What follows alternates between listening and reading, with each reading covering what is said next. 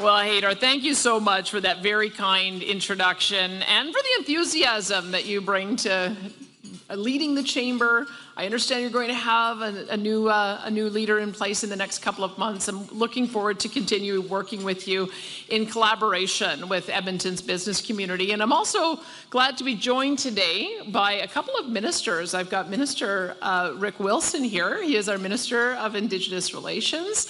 I also have in my notes that Minister Rick McIver is here, our Minister of Municipal Affairs. Is there some truth to that?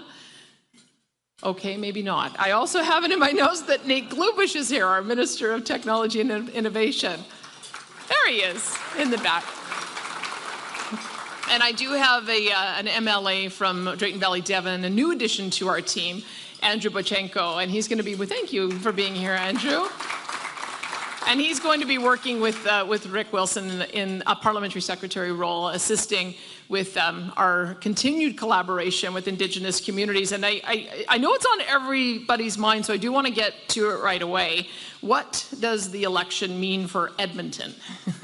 Now, I am conscious every time I go into an Edmonton room that only 35% of you voted for me. But that's okay, because we're also very fortunate to have fantastic representation from the capital region, like I'd mentioned with Minister Nate Glubish. He is also the MLA for Strathcona Sherwood Park. And he's in a senior portfolio along with several of my other capital region MLAs. Dale Nally is our Minister for Service Alberta and Red Tape Reduction, and he's our MLA for Morinville St. Albert. I should just pause for a minute to mention that we've added an additional duty to his portfolio. He is also going to be taking over our AGLC and looking at ways that we might be able to improve some of the issues that I've heard in that area. So for anyone in the room who's in that world, just know that it's risen to my desk, and I've told my ministers if something rises to my desk, then we're going to take care of it. So Minister Dale Nally is going to be working on that. So anyone who's in that field, feel free to be in touch with him. We also, though, have Cyril Turton. He's the Minister of Children and Family Services. He's new to Cabinet, but he's the MLA for Spruce Grove, Stony Plain. We also have our government whip, that's Shane Getson. He's the MLA for Lac St. Anne Parkland, and he's also my parliamentary secretary in intergovernmental relations, because he just did tremendous work on the issue of economic corridors. I have a little bit I can say about that, but hopefully in the Q&A I'll be able to answer a few more questions, because there's just so much opportunity for us in taking the lead on establish the corridors, and he's going to be working closely with me. And then, of course, we have a Jackie Armstrong-Hominick from Fort Saskatchewan, Vegreville, and Brandon Lunty. He is from Leduc Beaumont, so yeah. Oh, and he is here too. Oh, hey, Brandon, I'm glad you're here. So do know the way I look at Edmonton, especially the incredible partnerships that you have built out in the capital region. We have people at the cabinet table as well as in our caucus table who are going to bring the issues and concerns of Edmonton to make sure that nothing gets missed. And while our whole government is dedicated to Edmonton, its families, growing the economy, and ensuring the safety of its residents, those members especially will always ensure that the capital region has a strong seat at the table. I should also mention it's always nice to see Edmonton's Mayor, Amarjeet Sohi. He's at our table as well, and he is not shy about telling me what his priorities are. As are Mayor Rod Frank of Strathcona County, Mayor Alana Nachu of Sturgeon County, and Mayor Bill Daniluk of City of Beaumont. And of course, once again, thanks to the Edmonton Chamber for inviting me to join you here today, because I always appreciate a chance for a discussion on expanding our economy with groups that understand the importance of private enterprise and how it fuels our growth. Edmonton Chamber of Commerce is dedicated to growing and expanding the economy of the whole capital region, and it's one of the reasons why I respect the Chamber's contributions and insights. I should mention that the seed was planted for the idea of economic corridors by a name that will be familiar to all of you, James Cumming, when he was the president of the Edmonton Chamber all the way back in the later part of 2008, 2009, when that was one of the policy tables that you were looking at. And it stayed with me all this time, and is part of the reason why we're acting on it now. So continue doing that incredible work. It's very important. I just want you to know that it does matter when you go to those policy tables and policy discussions. What I want to speak about today as I mentioned, is what does this election mean for Edmonton? And my answer is simple. It means more investment in the city's priorities and more support on the issues affecting it. Our government wouldn't have it any other way. You are critical to the province's success, and we want the world to know that. So you'll continue to see more of our pro-growth, low-tax, free market policies that continue to make Edmonton a magnet for jobs and growth and investment. Businesses are noticing Edmonton's strengths. Investors are noticing. You are a big factor in one of the, what we have seen as one of the leading status of having the country develop a high-tech hub. As of Q1, Edmonton ranked 6th in the country on the number of venture capital firms and deals, and 3rd in terms of the number of dollars invested. And in February, the city landed one of the only 3 Canadian mega deals announced in the first quarter when Jobber locked down $134 million in funding. And there's so much additional potential in sectors such as shipping and logistics, manufacturing, biosciences, and petrochemicals. And on top of that, the airlines are creating new links for visitors to learn just how much Edmonton has to offer. I know WestJet is here at the table and as one of the sponsors, but in May, the German airline Condor began its twice-weekly direct flights between Edmonton and Frankfurt. Germany's main international airport is one of Europe's major air hubs.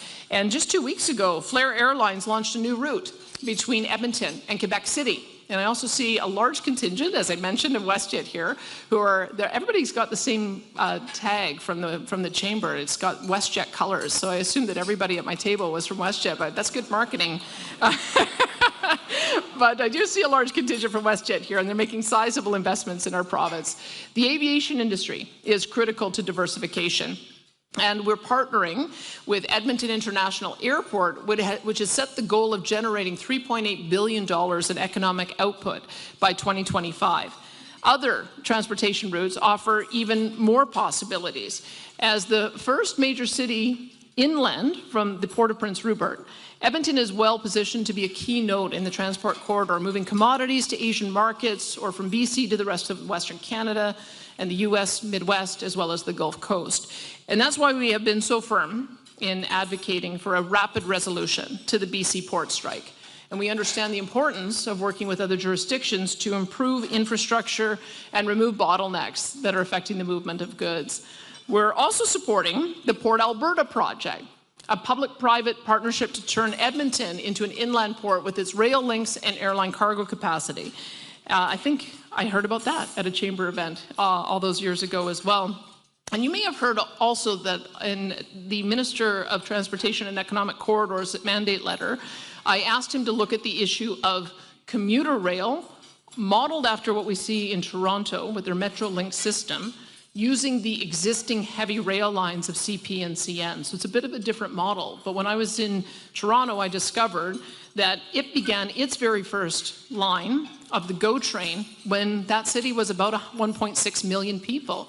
And when you look at the Edmonton area and the Calgary area, we're kind of at that point where we've got to start thinking about that now. And it seems to me that's the most efficient way for us to use the existing rail lines to connect the Edmonton International Airport with a route that will come downtown. And so I'm looking to see if we can do some analysis on that and ideally a pilot project if the numbers look good. But that's if we can start that, then you can only imagine how it would grow. So I just wanted to plant the seed with you about how important I think the Edmonton International Airport is as a hub driving investment in the entire region. This makes the entire metropolitan region a foreign trade zone with tax and duty relief for unfinished goods brought in for value-added manufacturing. And it offers a concierge-level support for businesses to help them reduce costs, to speed up their processes, and to expand in global markets. Edmonton also has many commodities that global markets need, with one of them being hydrogen. The global hydrogen market is expected to be worth trillions by 2050. And this city can produce some of the lowest cost hydrogen in the world. I might just mention that I have an opportunity to drive a hydrogen fuel cell vehicle a little bit later today, Toyota Mirai. I think Toyota has identified 400 of those cars for our market. And somehow Edmonton International Airport has managed to scoop up 100 of them, right? Way to go, Edmonton International. And Dale Nally has his sights set on 3 of them. So we're seeing if we're going to be able to buy 3 of them from the Edmonton International. So I'm just going to hop in a car, drive over to Taste of Edmonton, which is also amazing, and hopefully find a donaire. As you may have, for some reason, just craving donaires. Oh, you guys do go follow things on Twitter.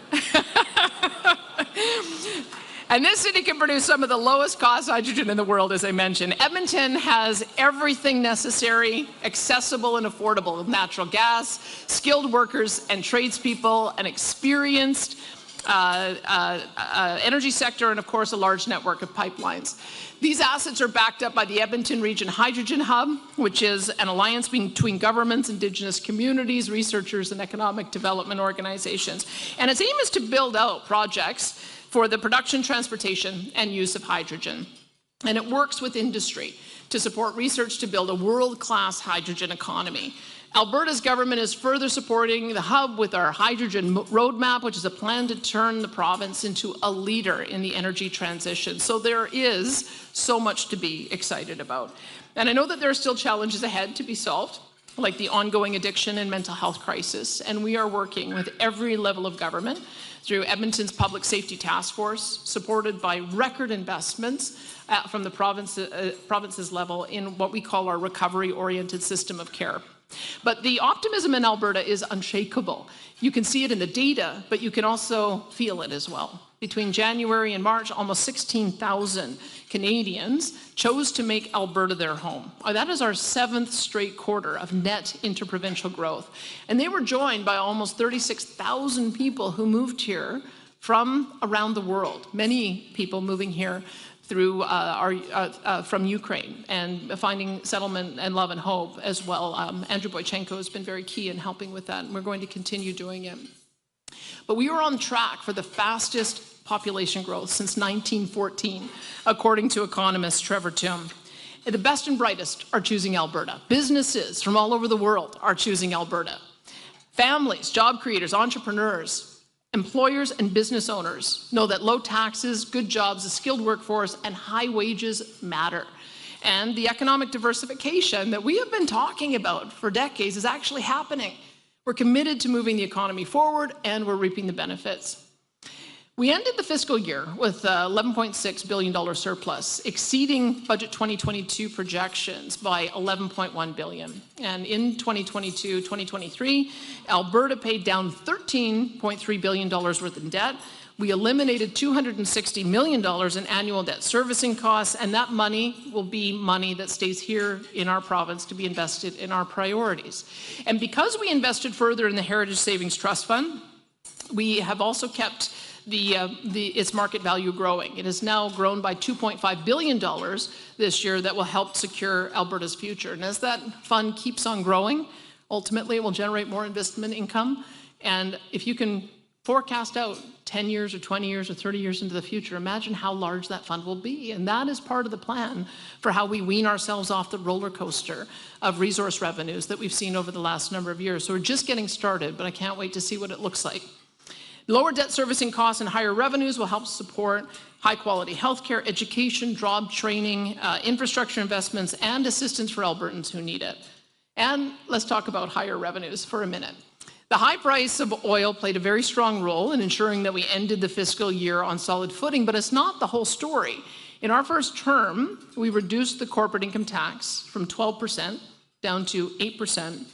In order to encourage investment and diversification, and it's working. Clearly it's working. We brought in a record $8.2 billion in corporate income tax in 2022-2023. That is the highest amount we have ever had in a single year. There are a number of different factors that play into corporate income tax revenue, but the baseline is this: pro-growth, low tax, free market policies are important. They matter. And it is no accident that investors are choosing Alberta, and we are going to keep that welcome mat rolled out.